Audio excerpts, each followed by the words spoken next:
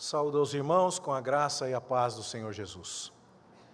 Nós seguiremos nesta noite, com a graça de Deus, o nosso estudo do livro do profeta Ezequiel. E, como os irmãos já sabem, aqueles que estão acompanhando a série de exposições, nós não pretendemos fazer um estudo exaustivo a respeito de cada passagem, descendo a todos os pormenores, mas nosso alvo é dar um panorama deste livro que é muito desconhecido no meio da igreja cristã. É um livro cuja mensagem é bastante pesada, uma mensagem de juízo, mas uma parte da Escritura que precisa ser conhecida nos dias atuais, onde o conceito de Deus tem sido bastante reduzido. Fala-se muito da misericórdia e do amor de Deus, mas fala-se pouco do seu juízo, da sua ira. Fala-se pouco da sua justiça retributiva. E nós precisamos estudar estas passagens difíceis para entendermos melhor aquilo que Deus quis nos revelar. Afinal, toda a Escritura é útil, toda a Escritura é boa, proveitosa, para que sejamos educados em toda a justiça e preparados para toda boa obra. Então, nós vamos agora ler apenas 4 versículos do capítulo 8, que serão projetados ali, e eu vou ler e peço a você que acompanhe, mas o sermão se baseará nos capítulos 8, 9 e 10. Então, deixa a sua Bíblia aberta em Ezequiel, porque nós vamos ler várias porções do livro à medida em que a nossa exposição avançar. O texto do capítulo 8, a partir do verso 14 até o final, diz assim: Levou-me à entrada da porta da casa do Senhor, que está no lado norte, e eis que estavam ali mulheres assentadas, chorando a Tamuz. Disse-me: Vês isto, filho do homem? Verás ainda abominações maiores do que estas. Levou-me para o átrio de dentro da casa do Senhor, e eis que estavam à entrada do templo do Senhor, entre o pórtico e o altar, cerca de 25 homens, de costas para o templo do Senhor, e com o rosto para o oriente. Adoravam o sol, virados para o oriente. Então me disse: Vês, filho do homem, acaso é coisa de pouca monta para a casa de Judá o fazerem eles as abominações que fazem aqui, para que ainda encham de violência a terra e tornem a irritar-me? Ei-los a chegar o ramo ao seu nariz. Pelo que também eu os tratarei com furor. Os meus olhos não pouparão, nem terei piedade. Ainda que me gritem aos ouvidos em alta voz, nem assim os ouvirei. Que o Senhor nos abençoe no estudo da sua palavra nesta noite. Nós faremos aqui uma breve recapitulação, porque recordar é fixar.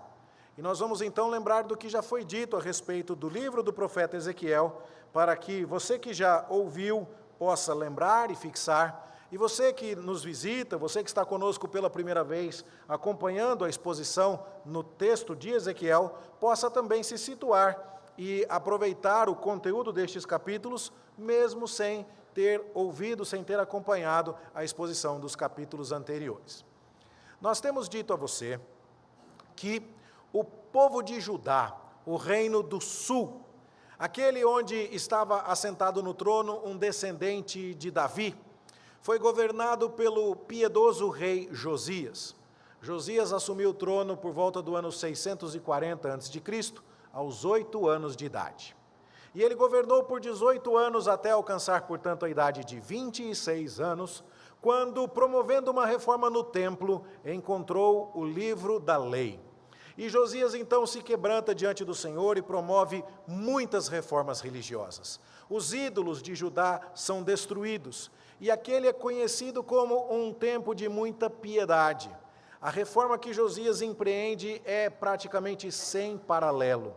Ele é um rei muito piedoso, mas ele se beneficia do fato de que as duas potências da época estão brigando entre si e dando a ele um pouco de sossego, de modo que ele não precisa gastar muito dinheiro do orçamento federal com o Ministério da Defesa e pode investir bastante dinheiro no Ministério da Religião. Então, enquanto assírios e babilônicos estão disputando o controle do antigo Oriente Próximo, Josias tem paz para edificar Judá, para promover a construção do templo do Senhor. E é isso que acontece. Jeremias é um profeta dos seus dias. E Jeremias fala a respeito de que toda aquela prosperidade não deveria enganar o povo. Muitos estavam olhando para o templo e olhando para o sossego do reino de Judá e dizendo: Deus está conosco. Mas, por causa da religião formal, por causa do templo reformado, bonito, novo, e por causa da paz na política internacional, os judeus, os habitantes de Judá, creram que era um contexto apropriado para se desviarem do Senhor e pecar.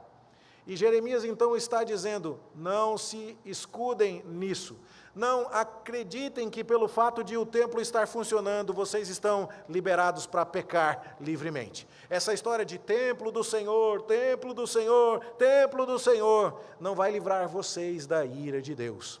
Lembrem-se do que aconteceu em Siló, nos dias do sumo sacerdote Eli, em que a arca da aliança não foi um amuleto para os israelitas. Os filisteus levaram a arca embora e destruíram a cidade de Siló e destruíram o tabernáculo.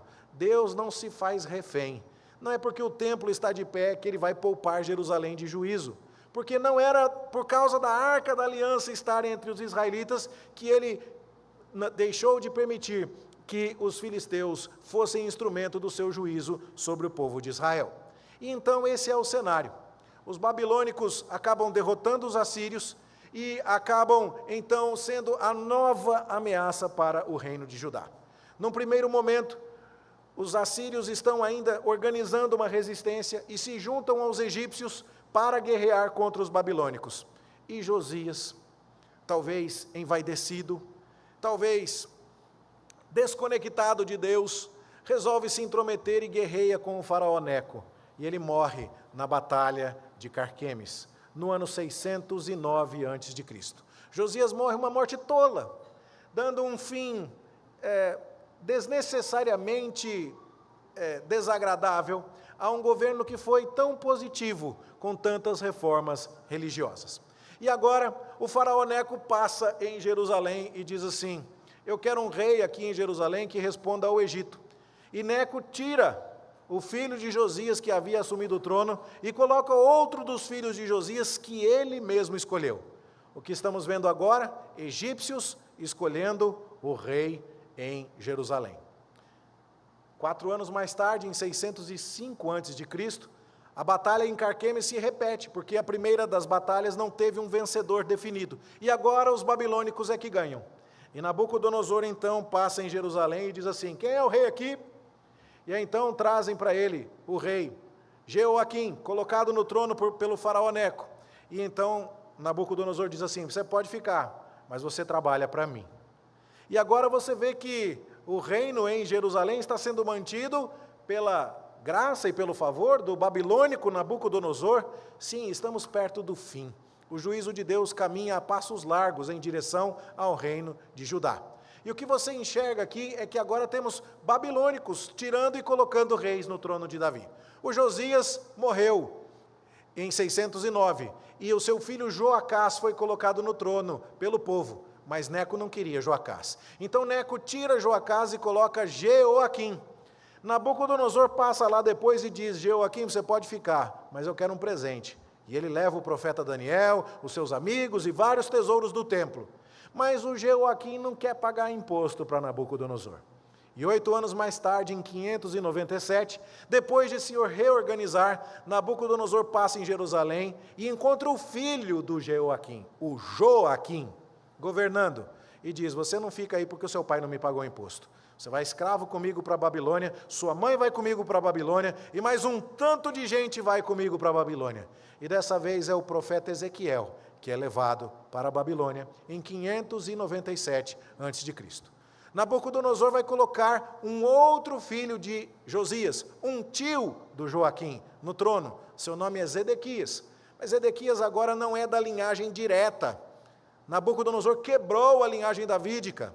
E ele então é o último rei a governar em Jerusalém, mas não é o rei legítimo. Na cabeça de Ezequiel, o rei que carrega as esperanças nacionais é o Joaquim, que está lá no cativeiro na Babilônia. E é assim que Ezequiel começa a sua profecia. Ele começa dizendo que teve visões de Deus no 5º ano do cativeiro do rei Joaquim. Ele não fala que é o 5º ano do governo de Zedequias em Jerusalém. Ele diz que é o 5º ano do rei legítimo, Joaquim, que é escravo lá na Babilônia. E ele então tem visões de Deus. Foi o primeiro sermão que pregamos a respeito de Ezequiel. Quando parece que tudo está perdido, Deus aparece em sua carruagem de glória e se revela a Ezequiel lá. E é então uma visão do trono celestial. Enquanto o deus Marduk da Babilônia passeava no festival de Ano Novo, o festival de Akitu, numa carruagem especial feita para ele por Nabucodonosor, o Deus de Ezequiel, Yahvé, o Todo-Poderoso Senhor dos Exércitos de Israel, passeia numa carruagem real que é movida à força dos seres viventes. Aquelas criaturas extraordinárias que combinam o que há de mais excelente na águia, no boi, no leão e no homem, dando a ideia de que toda a criação está a serviço do Deus de Ezequiel. E esse Deus, que se revela a Ezequiel no cativeiro babilônico, vem em juízo, porque o seu povo o desobedece e o desonra em Jerusalém. Mas ele vem também em misericórdia. E o que nós vemos no capítulo 1 de Ezequiel é que Deus se apresenta a Ezequiel vindo do norte, aquele caminho que todos os inimigos precisavam traçar para chegar a Jerusalém. Vir do norte quer dizer vir em juízo. Mas Deus também traz uma proposta de misericórdia, porque a visão do trono que Ezequiel tem é de um trono cercado por algo que é como o aspecto do arco que aparece na nuvem em dia de chuva. O arco-íris, desde os tempos de Noé, é um símbolo da misericórdia que entremeia o julgamento divino. Então Deus vai julgar, sim. Ele vem do norte, ele vem e se revela com trovões, fogo, relâmpago, dizendo: o meu povo me desonra, Ezequiel, mas ainda sou eu que estou no comando. Não é Nabucodonosor que triunfou sobre mim e que agora governa vocês. Sou eu que envio o meu povo para o cativeiro e julgo o pecado do meu povo. Eu mesmo é que trago o meu povo a esta situação de escravidão e o julgo por causa dos seus pecados. Mas eu haverei de ter misericórdia em momento oportuno. Assim, nós chegamos ao capítulo 2, que não expusemos em detalhe. Mas no capítulo 2, Deus chama Ezequiel e diz assim: filho do homem, dando uma designação que vai ser padrão para o modo como Deus se dirige a Ezequiel ao longo de todo o livro, que basicamente quer dizer: humano, você que é mortal, você que não é divino, preste atenção, profeta. E aí então Deus dá uma ordem para ele, que ele coma um livro, um pergaminho, escrito por dentro e por fora, cheio de lamentações, de suspiros e de ais. O fato desse livro estar escrito por dentro e por fora significa que o que vai acontecer já está determinado e ninguém pode escrever uma notinha de rodapé alterando o fim da história. Deus já determinou que vai julgar o seu povo e o livro está descrevendo o que vai acontecer: lamentações, suspiros e ais. É Deus vindo em juízo. E Deus manda Ezequiel comer aquele livro, na visão. Alguns me perguntaram depois do sermão: será que ele comeu mesmo, pastor, um pedaço de couro? Eu não sei dizer, mas parece que isso só aconteceu em nível de visão. Mas o fato é que isso afetou de tal maneira as percepções de Ezequiel, que ele comeu e na sua boca aquele livro era doce como mel. Dando uma ideia, portanto, de que, apesar de haver lamentações, suspiros e ais, ainda haveria esperança, ainda haveria alívio, se a palavra de Deus voltasse a ser obedecida. Então, apesar de ser um livro de juízo, quando ele era recebido com fé e comido, como Deus mandou Ezequiel comer, o gosto na boca seria doce. No capítulo 3, então, nós vimos que Deus comissiona Ezequiel para ser um atalaia, uma espécie de sentinela que avisa que o juízo está chegando. E então Ezequiel tinha que avisar o povo: o juízo está vindo, o inimigo está vindo. Mas o que é difícil aqui é que o inimigo não são os babilônicos, não são os assírios. Quem é o inimigo que está vindo trazendo o juízo? É o próprio Deus. Ezequiel então é um atalaia dizendo: vocês abusaram de Deus e Deus está vindo julgar vocês. E, portanto, mais uma vez, essa é uma mensagem de juízo. No entanto, há uma misericórdia, mais uma vez entremeando esse anúncio de juízo, porque Ezequiel se sente amargurado com aquela missão. No entanto, a mão de Deus se faz forte sobre ele, dizendo: filho do homem, mortal, eu vou sustentar você. E você vai anunciar isso. E aqueles que entenderem isso haverão de ser perdoados. O justo que se arrepender e der ouvidos à sua voz como atalaia, ele certamente viverá. Ou seja, mais uma vez, Deus está vindo julgar o seu povo, mas há esperança de misericórdia para aqueles que se arrependerem. O capítulo 4 foi o que estudamos semana passada, ele e o capítulo 5. E Deus mandou Ezequiel fazer uma maquete da cidade de Jerusalém, pintar no tijolo algo que representasse a cidade. Ele então ia fazer uma maquete grande, onde exércitos inimigos cercariam a cidade, obras de engenharia de sítio, rampas para pularem os muros, seriam ali feitas por Ezequiel, e ele ficaria deitado, amarrado, do lado daquela maquete, por 430 dias.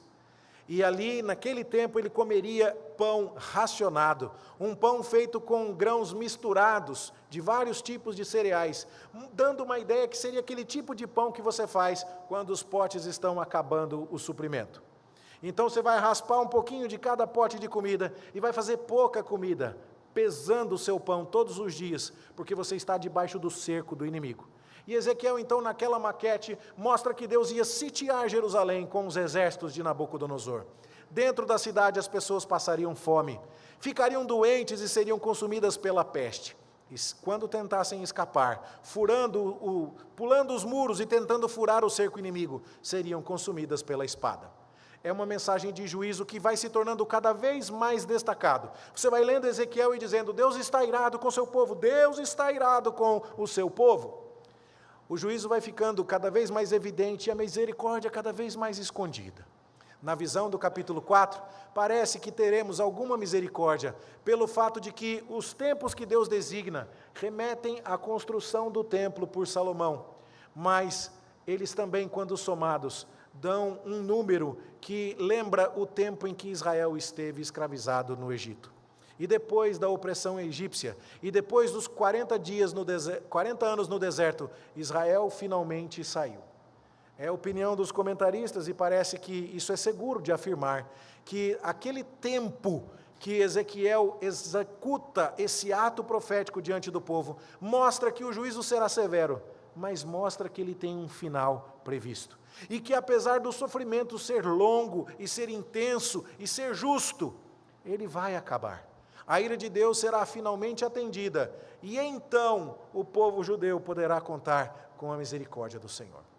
No capítulo 5, nós vimos que Ezequiel recebe a ordem de tomar uma espada e raspar todos os cabelos da sua cabeça e da sua barba. Fazer isso com a navalha já é difícil, fazer com a espada é muito mais. Isso porque a espada é um instrumento da guerra, e o raspar os pelos e cabelos é um sinal de humilhação. Ou seja, o juízo de Deus seria com a espada inimiga, e o resultado daquilo sobre Judá seria a humilhação. E aqueles cabelos que Ezequiel raspou da cabeça e da barba foram separados em 4 montinhos. Um montinho foi queimado na maquete de Jerusalém. Outro montinho foi picado com a espada. Outro montinho foi disperso ao vento. E um pequeno restinho foi guardado na cinta, dando uma ideia do que Deus faria com os habitantes de Jerusalém. Alguns iam morrer queimados na guerra dentro da cidade de Jerusalém, ou de fome ou de peste. Outros iam sair da cidade, mas seriam mortos pela espada dos soldados de Nabucodonosor. Outros até escapariam ou seriam levados como escravos às nações estrangeiras, mas ainda ali seriam alcançados pelo juízo divino. No entanto, uma porção pequena ia escapar. E essa porção é aquela que está guardada na cinta do profeta. Então nós estamos vendo constantemente aqui sinais de juízo. E Ezequiel desenhando isso.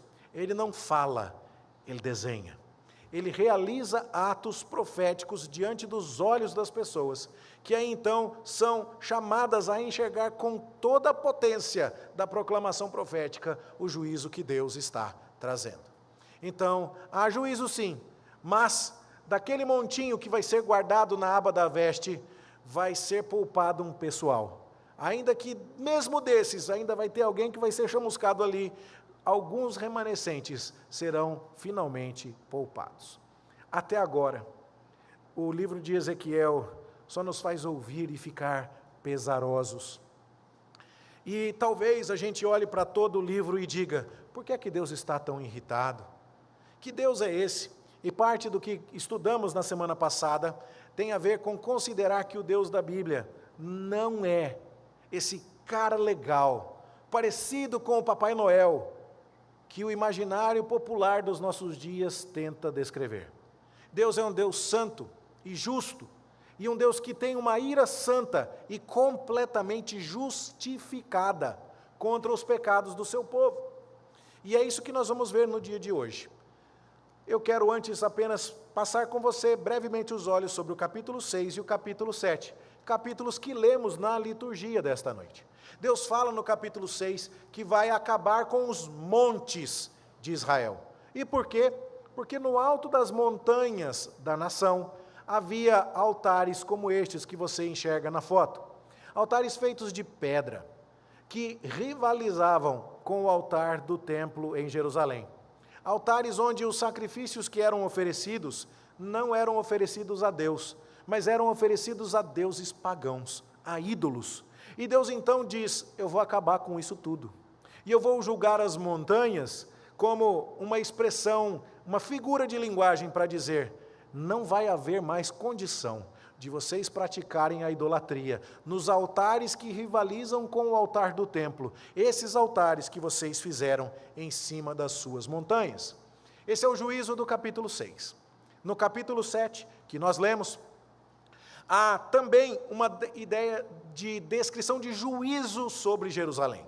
E você viu que mais uma vez Deus fala a respeito de quem ficar dentro da cidade morre de fome ou morre de peste. Quem sair morre pela espada, morre pelo juízo. E a descrição desse juízo é tão séria que você vê que o capítulo 7 diz que a prata ia ser jogada no chão e que o ouro não ia adiantar nada. Por quê? Porque eles estariam cercados e sem poder sair de Jerusalém, acabou-se a comida. Nós falamos na semana passada da gravidade desse juízo, de tal forma que algumas mulheres iriam comer a sua placenta, e iriam ser mesquinhas com a carne dos seus filhos falecidos, porque queriam comê-las só para si. É esse nível de tragédia do julgamento divino que nós estamos vendo aqui. É um nível tal que se você tivesse muita prata e muito ouro, simplesmente não haveria quem estivesse disposto a vender comida para você, porque a comida vale mais do que qualquer ouro numa situação desesperadora como essa. Então as pessoas pegariam a prata, iam olhar para a prata e falar, para que serve isso aqui? Não dá para comer prata. Iam jogar prata pela rua. E é esse o juízo. E talvez a essas alturas você esteja olhando e alguns rostos de vocês não escondem isso. E você está torcendo a sobrancelha e fala assim, Deus está bravo. Deus está muito bravo, e o juízo é muito forte, e é muito sério. E a estas alturas, então, que Deus pega Ezequiel e fala assim, vem cá, deixa eu mostrar para você uma coisa.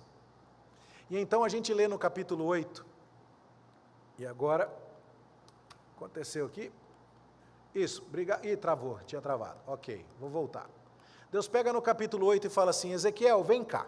E nós lemos então que Deus leva Ezequiel numa visão a Jerusalém. Veja, no 6º ano, lembra que a primeira visão do livro foi no 5º ano, quando ele completou 30, ou seja, um ano depois de todas as visões do capítulo 1, Deus pega e vai falar com Ezequiel. Ele está na sua casa, junto com os anciãos de Judá. Aqueles líderes do povo de Judá estão se reunindo e, de alguma forma, esse Ezequiel, que ficou 430 dias, deitado em cima do próprio corpo, dando um sinal ao povo de Israel, esses homens estão agora na casa do profeta. E uma figura como de fogo, alguém que novamente no seu aspecto traz a ideia de juízo, chega até Ezequiel e estende a mão para ele, e o toma pelos cachos da cabeça. Pega ele pelo cabelo e puxa, e fala, vem cá. E o Espírito o levanta entre a terra e o céu, e o leva até Jerusalém, em visões de Deus. Você vê que não tem nada sutil aqui, é tudo dramático, né? A visão é de alguém pegando fogo, e não é um convite, Ezequiel, o senhor poderia me acompanhar por gentileza? Não, ele chegando, pega o profeta pelos cabelos e vem cá, e leva ele para mostrar o que está acontecendo em Jerusalém. Esse é um mapa, uma reconstrução aproximada de como seria Jerusalém nos dias de Ezequiel. e lá em cima você está vendo o templo. E esse templo, então, tem uma orientação espacial muito definida. Você sabe que ele aponta para o Oriente. Só para eu não me confundir, isso mesmo, para lá. O nascer do sol é para lá. Quem mais ficava apontando para o Oriente, para o nascer do sol? Membros da Igreja do Jardim América que acompanharam a exposição de Êxodo e toda a estrutura do tabernáculo? O tabernáculo, pronto, falei. Então, o que acontece? O templo replica o tabernáculo, que por sua vez o tabernáculo replicava qual lugar que ficava apontado para o Oriente? O Jardim do Éden. Muito bem, começa com E, termina com Éden. Então, o que acontece? Esse é o templo. Deus leva Ezequiel até lá e fala assim, Ezequiel, vem cá ver um negócio que está acontecendo aqui. E aí então, levado a Jerusalém, ele é levado até a entrada da porta do pátio de dentro, que olha para o norte. Então, se ali está o Oriente, o norte seria aquilo que está do lado de lá. Então, se o templo está voltado para cá, e o sol está ali nascendo, deste lado de cá, está acontecendo alguma coisa. Há uma imagem dos ciúmes. Você lembra quando nós estudamos os mandamentos de Deus, e Deus diz, não farás para ti imagem de escultura, não terás outros deuses diante de mim, porque eu sou um Deus zeloso. O povo ficou pegando no meu pé, porque nesse dia minha esposa não estava comigo, e eu fiquei usando exemplos de ser zeloso com relação ao cuidado da sua esposa. E aí então todo mundo falando, o pastor está com saudade da Priscila e tal, né?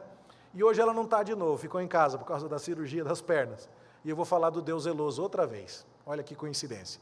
Mas a ideia é, Deus tem ciúme da gente. Ele quer que a gente só adore a Ele. Só que o nosso ciúme muitas vezes é pecaminoso, desproporcional, injustificado. O ciúme de Deus não é. E há uma imagem colocada na casa que Deus mandou Israel construir, para Ele habitar no meio de Israel. E tem uma imagem lá que faz ciúme em Deus. Ciúme no Deus zeloso dos mandamentos para que não cometamos idolatria. E aí então eu quero pensar com você aqui, se a entrada leste aponta para lá, o lado norte então é o outro lado. Pense a respeito disso. Esse é um desenho aproximado do templo de Salomão. E havia, portanto, alguns muros e algumas portas de entrada que dariam acesso a esse espaço do templo. E ali, bem ao norte, estava colocada uma imagem na porta da casa de Deus. Conta para mim, o que você sentiria se quando você chegasse para a igreja no domingo de manhã, tivesse um frango de macumba aqui no estacionamento? O que você ia achar? Você ia achar um desaforo? Agora, e se você soubesse que foram os presbíteros que fizeram isso? E meus queridos, é esse o choque que Israel estava dando a todos os que passavam por ali. É isso. Você saber, pastor Márcio, pastor Éder, pastor André e todos os presbíteros do conselho, hoje, antes da escola dominical, ali na porta do estacionamento, estavam acendendo vela preta e dedicando às entidades um frango de macumba. Ficou chocado? Pois é, foi isso que Deus levou Ezequiel para ver. E estava todo mundo junto lá. E aí, então, você consegue imaginar do lado da parede do templo uma imagem fazendo ciúmes para Deus. E as pessoas estão ali trazendo suas oferendas. E aí você descobre que a arrecadação de dízimos caiu porque o pessoal deixou de colocar dinheiro no gasofilácio para comprar o frango da macumba. É isso que está acontecendo. E aí, então, Deus fala, Ezequiel, espera aí que eu não te mostrei tudo. Ele leva então Ezequiel até a porta do átrio. O átrio, você sabe que é aquele espaço que fica na frente do templo. Esse espaço aqui. No tabernáculo ele era um pouco diferente, porque o altar ficava logo na entrada e a bacia ficava no meio. No templo a disposição é parecida, mas não idêntica. Mas todo esse espaço aí é o átrio. E aí então a porta do átrio é essa porta aqui. E agora tem aquele muro. E Deus fala, Ezequiel, vamos até a porta do átrio. E dentro desse muro, Deus manda Ezequiel cavar. Deixa eu voltar ao texto aqui. E ele cava na parede, diz o verso 8. E ele encontra uma porta. É uma visão, vamos lembrar disso. Mas quando ele entra por essa porta, ele vê toda forma de répteis e de animais abomináveis, e de todos os ídolos da casa de Israel pintados na parede. E 70 anciãos de Israel estão ali queimando incenso. Então agora, já não é mais na porta do lado de fora, não. É no banheiro masculino aqui, ó. No banheiro masculino aqui, do lado de dentro, está tendo reunião de oração. Para um ídolo. Para uma entidade. Para Buda. Para quem quer que você coloque. A coisa está ficando pior, percebe? E aí, então, quando Ezequiel entra ali por aquela porta, ele percebe as autoridades de Israel com seus incensários na mão, queimando incenso àquelas figuras. Mas não são quaisquer figuras, são animais abomináveis. Aqueles animais que lá no livro de Levítico e também um pouco no livro do Êxodo, Deus disse que eram impuros e que não deveriam ser objeto da alimentação do povo de Israel, do contato do povo de Israel. Só que agora esses animais e essas criaturas são rabiscadas na parede e com abominações. E eu não vou me demorar muito aqui nas abominações, mas esses desenhos foram localizados em alguma medida em outras culturas. E os teólogos imaginam que estes desenhos aqui, com as suas abominações, descrevam razoavelmente o que estava sendo cultuado ali. E você consegue imaginar a diferença que é deixar de cultuar ao Senhor para cultuar a isso. Do lado de fora, uma imagem de ciúme. Na porta do átrio, adoração a desenho, incenso a animais abomináveis. Mas Deus fala com Ezequiel, você vai ver mais abominação do que essa ainda.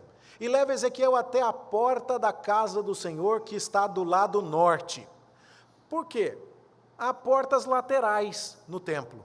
Há armazéns que foram construídos para armazenar os dízimos, as ofertas, os grãos, e tudo mais que fosse trazido para que houvesse mantimento na casa do Senhor, as primícias. E ali então há portas nas laterais. Quando você olha então esse desenho, você percebe que ele tem um corte. E do lado norte aqui, esse é um desenho invertido, não é? Tanto é, estou correto, a porta agora está apontando para lá, para você ter uma ideia. Então você vê que tem ali umas câmaras na lateral do templo e havia umas portas ali. E bem naquela porta agora, terceiro lugar, Ezequiel agora está vendo mulheres que choram a Tamuz. As mulheres estão sentadas e se descabelando. Por que elas choram? Tamuz é o nome de uma divindade babilônica e que é considerado um deus da fertilidade, um deus da lavoura. E na Bíblia de Genebra há uma explicação muito boa sobre isso. Tamuz é cultuado como um deus da fertilidade e senhor do submundo, do mundo inferior. Seus ritos estavam ligados aos ciclos anuais de morte e de rejuvenescência da vegetação. Ou seja, morreu a vegetação, é preciso chorar para que o Tamuz preste atenção. É preciso ser alguém que expressa luto, porque a vegetação morreu, e isso pode significar que o Tamuz morreu também, e aí, então, se nós estivermos tristes o suficiente com a morte de Tamuz, quem sabe ele volta à vida, e a vegetação volta à vida. E esse era um culto completamente idólatra. Quando a vegetação morria sob o sol do verão, pensava-se que Tamuz havia morrido e descido ao mundo inferior, e o povo lamentava a sua morte. O reflorescimento da vegetação era visto como o retorno de Tamuz. Ritos de fertilidade procuravam assegurar a fertilidade do solo. E aí então você imagina a mulherada chorando. Havia inclusive um mês do calendário que acabou levando o nome de Tamuz, o quarto mês do calendário judaico. E aí então você percebe a influência desta divindade cananeia no meio do povo. E as mulheres estão chorando ali. Por quê? Porque o ídolo delas morreu. Mas onde é que elas estão chorando? Elas estão chorando ali, ó, na porta de entrada do templo. Aqui do lado agora. O que você acha que está acontecendo com o Ezequiel enquanto ele está vendo isso? Você está ficando chocado? Imagina a dor do profeta. Mas Deus falou para Ezequiel, você não viu tudo ainda não, tem mais. E aí, então ele leva Ezequiel para a entrada do templo. Entre o pórtico e o altar. E são cerca de 25 homens que estão adorando o sol. O pórtico e o altar, você tem a ideia aqui, né? o altar é onde os sacrifícios são oferecidos. E o pórtico é essa entrada aqui, onde estão os degraus aqui da escada. Só os sacerdotes podem andar por aquele local. E se os sacerdotes estão entre o pórtico e o altar, e estão virados para o sol, quem que ficou aqui do lado de trás? O Santo dos Santos, a arca, o culto. Eles viraram as costas para Deus para adorar o sol. Voltaram-se para a criatura e desprezaram o Criador. Mas não foi qualquer pessoa não, porque para entrar naquele lugar tem que ser sacerdote. Então são os funcionários mais íntimos do templo que estão fazendo isso. E aí, então 25 deles estão virados para o sol. Tenta imaginar o drama.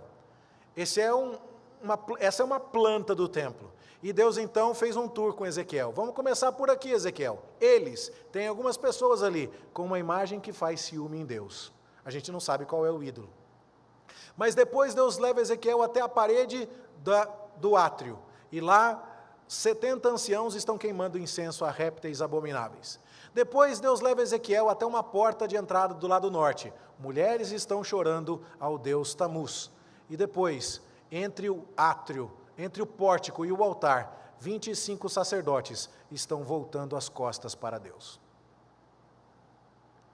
E se talvez você ficou assustado com a gravidade do juízo de Deus nos primeiros capítulos, quem sabe agora, com essa cara de espanto que eu estou vendo em vocês percebam a gravidade do pecado do povo da aliança. O juízo de Deus é completamente justificado. E é isso que nós precisamos entender, nós não somos em nada melhores do que aquele povo. Nós também temos os nossos ídolos em nossos corações. Nós também dizemos, Deus, há umas áreas da minha vida que o Senhor não vai tocar. Eu estou preocupado, acima de tudo, com as minhas contas. Eu estou preocupado com o meu dinheiro. Eu estou chorando aos pés daqueles que eu acredito que podem ser os meus provedores. E eu não estou preocupado com o Senhor. E eu estou profanando o teu dia, eu estou profanando o teu nome, eu estou profanando a tua casa, eu estou profanando os teus dízimos, e eu estou usando essas coisas em altares de idolatria. Nós não somos em nada melhores do que aqueles que estão debaixo do juízo. E aí então, se você consegue localizar espacialmente nessa figura, eu acho que o contraste está bom o suficiente para você visualizar. O número 1 é a imagem dos ciúmes, do lado norte do templo. O número 2 é a parede, dentro da qual os anciãos, 70 anciãos, queimam incenso aos répteis abomináveis. O número 3 é o local onde as mulheres choram diante de Tamuz. E o número 4 é onde os 25 sacerdotes adoram voltados para o sol. Então, todas estas questões mostram o tamanho da profanação religiosa do povo de Judá. Tudo isso está acontecendo.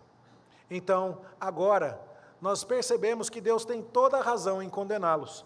E Deus vai descrevendo isso para Ezequiel e dizendo, eles estão fazendo isso para que eu me afaste do meu santuário. Como é que eu vou ficar num lugar que foi dedicado para que seja santo e eles profanam? Eles acham que eu não estou vendo. Eles acham que eu abandonei a terra só porque eu já mandei alguns para o cativeiro. Eles acham que eu não estou mais aqui. Eles acham que eu não estou vendo. E agora eles enchem a terra de violência. Aqui temos um recado poderoso para aquelas pessoas que acham que Deus não está vendo. Para aquelas pessoas que acham que, depois de terem cometido algum nível de injustiça, se não receberam a retribuição imediata das suas perversidades, talvez Deus não vá fazer nada mesmo. Isso não é verdade. Alguns anos já se passaram, 6 anos, desde que Ezequiel foi ao cativeiro. E já se passaram aí, nós estamos falando aqui, 14 anos depois que Daniel foi levado ao cativeiro. E a impressão que eles estão tendo vai dar nada não, vai acontecer nada não. E eles estão aproveitando todo esse contexto para multiplicar a sua maldade e a sua violência. Se em algum momento você já ficou desesperado, porque parece que a maldade se multiplica nos seus dias e no seu país, em qualquer situação, ou no seu emprego, ou no seu ambiente de trabalho, em qualquer lugar assim, saiba, alguns podem pensar que Deus não está vendo, alguns podem pensar que Deus não vai agir, mas o seu juízo é terrível. Deus odeia o pecado, e Deus retribui a cada um segundo as suas obras. E nós precisamos entender estas coisas de maneira teológica para termos o temor adequado diante do Senhor. E é então que nós chegamos ao capítulo 9. Por causa disso, Deus fala, eu vou destruir Jerusalém. Você agora concorda com Deus destruir Jerusalém? Está menos assustado do que antes? Você olhou e falou assim, não tem jeito não. Não dá nem para interceder. Você lembra de Moisés, com o episódio do bezerro de ouro? Ele chegou lá e falou, Deus, o bezerro de ouro não era tão ruim assim, foi isso que Moisés fez? Não. Olha, o povo não é tão mal desse jeito, foi isso que Moisés fez? Não, porque não tinha o que dizer em defesa do povo. Também não tem o que ser dito em defesa do reino de Judá. O seu pecado é evidente. E aí então, Ezequiel ouve uma voz dizendo, cheguem-se aqui executores da cidade, cada um com a sua arma destruidora. E ele então vê 6 homens que estão chegando pela porta superior que olha para o norte. Quando vem do norte é coisa boa, gente? Não. Então, estão vindo agora executores da cidade com arma destruidora vindo do norte. E eles estão vestidos de linho, um sinal de justiça. A vestidura branca é um sinal de pureza. Você estudou isso quando viu os muros do tabernáculo com as cortinas de linho. E agora aquelas criaturas celestiais, descritas em termos humanos, estão entrando em Jerusalém com armas de destruição. Deus vai destruir a cidade. Há muita gente que pensa assim, não, isso aqui é igreja, é dedicado a Deus. Ou esta é a cidade do Senhor, é Jerusalém, Deus não vai destruir. Deus não precisa que haja um templo para Ele. O templo é uma bênção para os israelitas, é uma bênção para os judeus, mas não é algo que Deus diz assim, e agora? Estou sentindo uma falta de ar, está faltando sacrifício para mim lá em Jerusalém. E agora? Estou com umas câimbras nas pernas, por quê? Deve ser por falta de boi queimando em cima do altar. Isso não afeta Deus. A falta do templo não é um problema para Deus, mas é um tremendo problema para os judeus. Então agora, porque eles profanam esse privilégio e desafiam essa bênção, Deus vai destruir tudo. E os destruidores estão vindo do norte. Você se lembra de quando Deus manifestou um juízo destruindo tudo que estava à sua frente? Na época de Moisés, judeus e egípcios, a 10ª praga.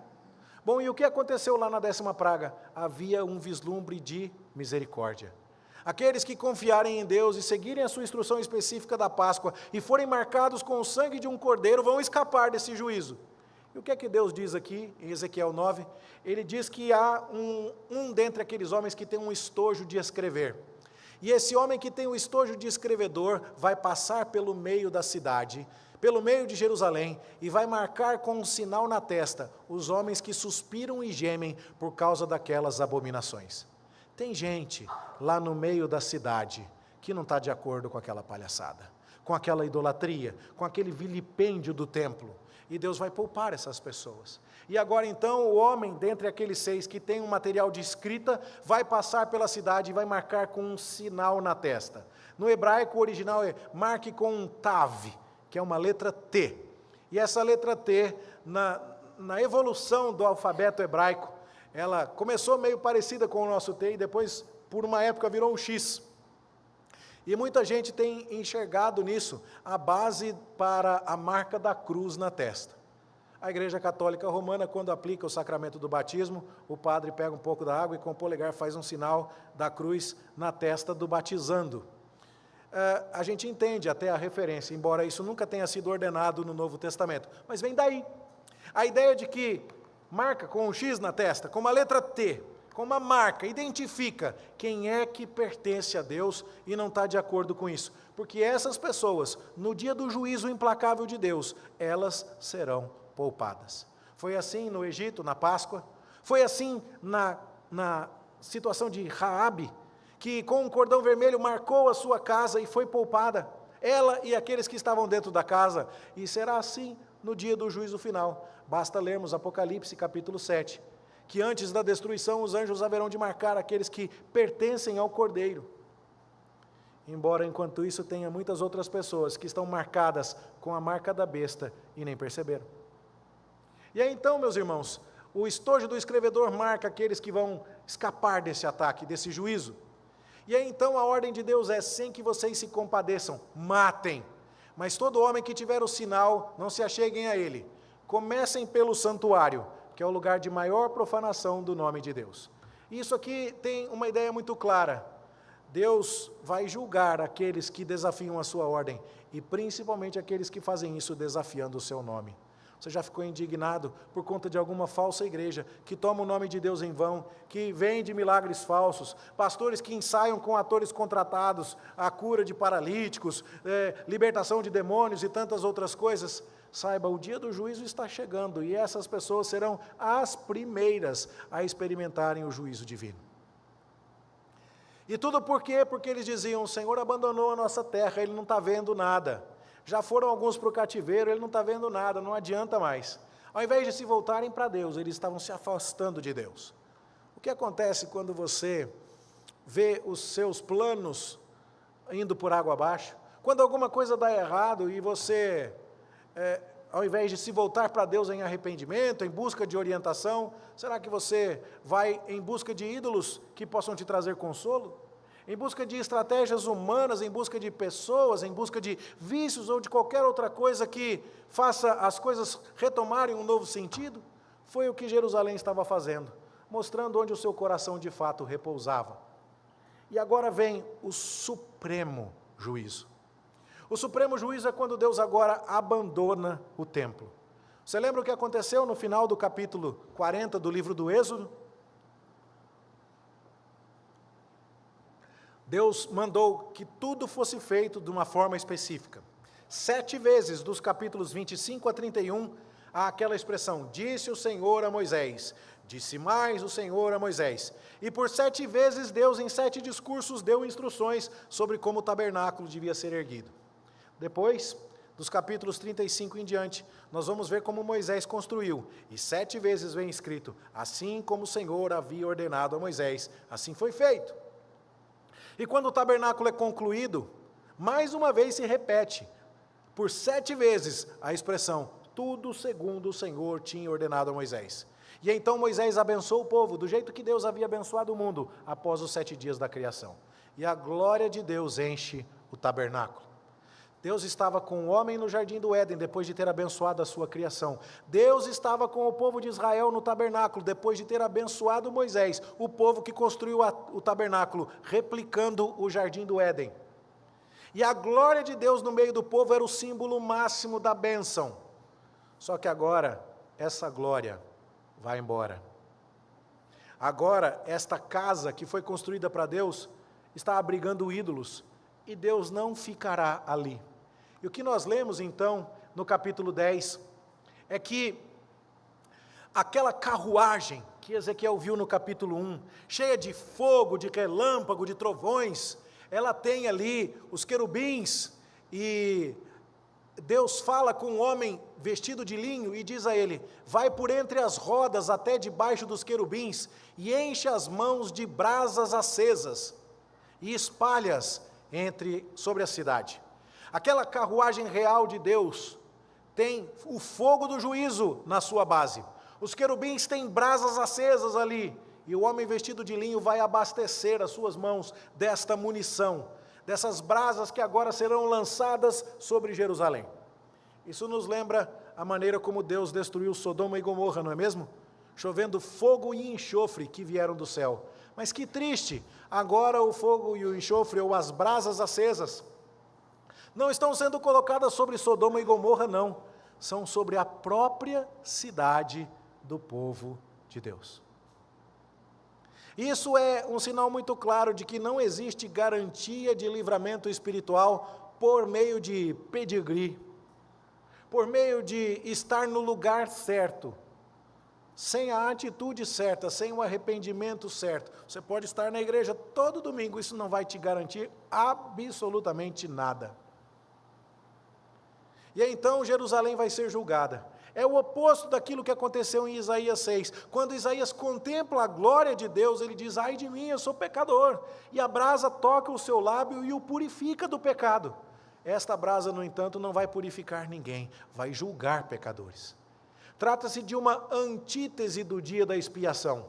No dia da expiação, todo o povo de Israel e todo o templo era purificado do pecado.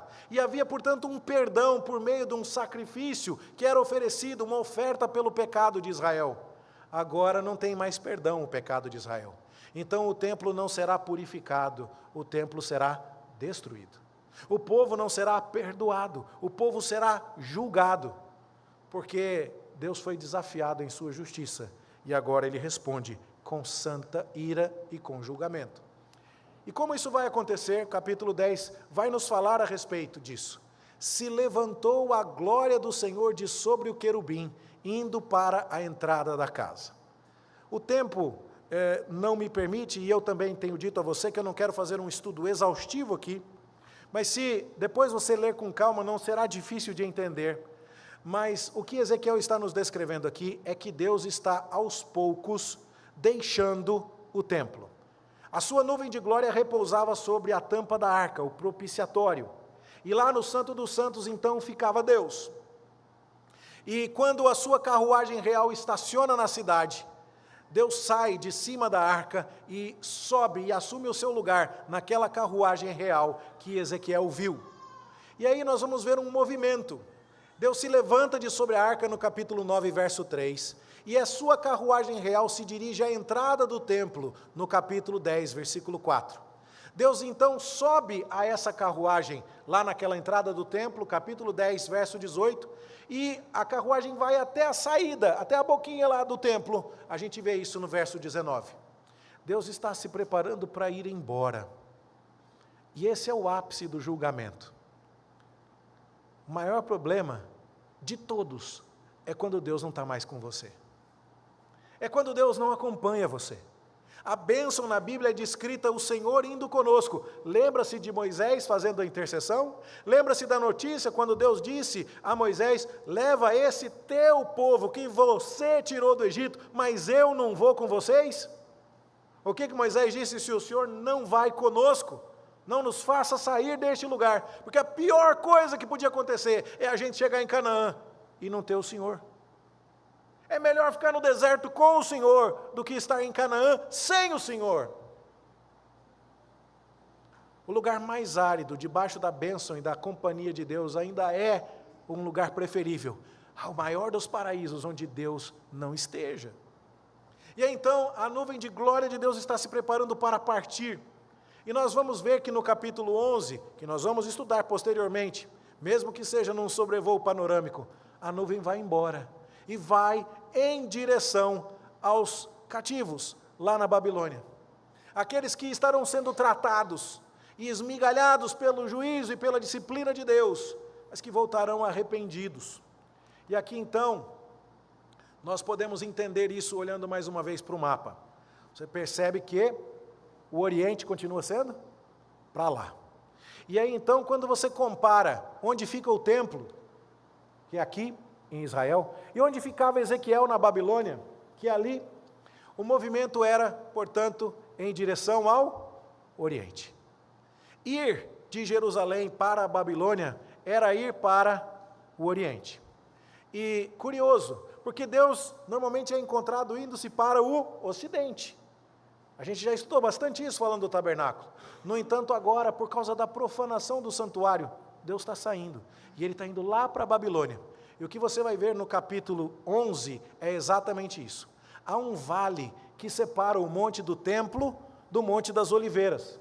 Então, este monte aqui é o monte das oliveiras, e o monte do templo ali do outro lado. Este é um desenho mais moderno, não é o templo que está desenhado ali, mas foi a única figura que eu encontrei que daria para você visualizar a topografia do local. Deus, no capítulo 11, vai atravessar a montanha e vai ficar do outro lado, como quem está esperando Jerusalém ser destruída, só para ter certeza que a cidade foi consumida antes de virar as costas e ir em direção àqueles que estão no cativeiro. Esse é o juízo de Deus. E é disso que Ezequiel capítulos 8, 9 e 10 está tratando. E agora nós precisamos olhar para isso e perguntar, como esse texto deve ser entendido por nós? A primeira coisa, a paciência de Deus tem limite. O povo que desprezou o privilégio de ser o povo pactual, o povo da aliança, o povo que desonrou a Deus repetidamente, colheu o que plantou. Em Gálatas, o apóstolo Paulo diz assim: não vos enganeis, de Deus não se zomba. O que o homem plantar, isso ele também vai colher. E uma pergunta importante que nós precisamos nos fazer: como é que você está tratando Deus? Como você tem reagido diante do Senhor? Você tem desafiado a paciência de Deus? A paciência de Deus tem limite. Cuidado, porque não há pedigree espiritual que vá te proteger. Aquela era a cidade de Jerusalém. Aquele era o templo do Senhor, como dizia Jeremias, templo do Senhor. E não adiantou nada. O juízo de Deus veio. Mas, se você foi marcado pelo sangue do Cordeiro, se aquilo que aconteceu na primeira Páscoa no êxodo do Egito, que aconteceu em Jericó com Raabe, que aconteceu lá em Jerusalém na visão de Ezequiel, que está descrito em Apocalipse 7, é a ideia de que você pertence a Deus. Você é alguém que suspira pela honra do nome de Deus. Você não está de acordo com as muitas profanações e com os desafios que têm sido feitos ao nome de Deus e à sua justiça. Você está protegido. Tome cuidado para não entender isso como, bom, eu fiz um monte de coisa boa, então Deus colocou uma marca em mim, porque Ele falou, esse cabra é bom, esse aqui merece ir para o céu. Não é isso. A ideia é, eu confio em Deus, e eu agradeço a Deus por sua misericórdia, em direção a mim que sou indigno, e eu vivo para a sua glória e em respeito ao seu nome, porque eu fui alcançado pela sua graça. E agora então eu carrego essa marca que foi Ele que pôs em mim, porque eu nem merecia ser marcado. Mas uma pergunta importante é, você se importa com as coisas de Deus? Você se importa com a profanação do que é de Deus? Do dia que é de Deus, do dinheiro que é de Deus, do nome que é de Deus, da palavra que é de Deus, do reino que é de Deus, do pacto que é de Deus? Há tantas e tantas maneiras como Deus tem sido repetidamente desonrado. Você se importa com isso? Essa é uma evidência clara de que você de fato foi marcado e estará então protegido para o dia do juízo. Mas não se esqueça, o maior de todos os juízos é o abandono divino. Quando Deus entrega as pessoas para fazerem o que elas quiserem, Ele está dando o máximo grau de punição. O texto de Romanos capítulo 1 diz que os homens viram a revelação de Deus na natureza, mas desprezaram o conhecimento do Senhor. E sabe o que Deus fez? Foi dizer, vocês querem viver assim? Ele entregou essas pessoas a viverem em sua própria devassidão.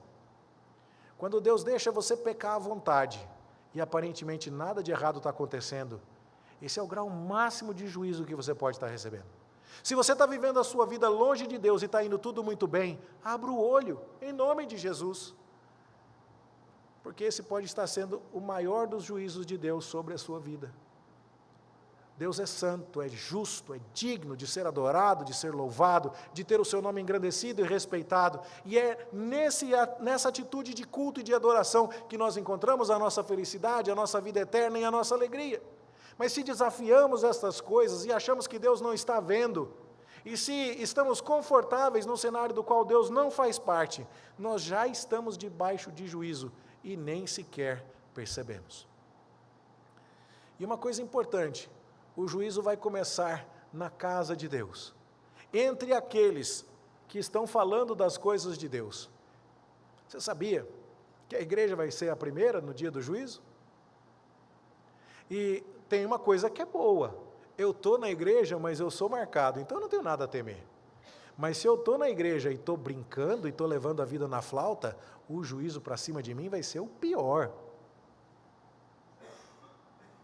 Isso aqui então, meus queridos irmãos, é uma questão importante.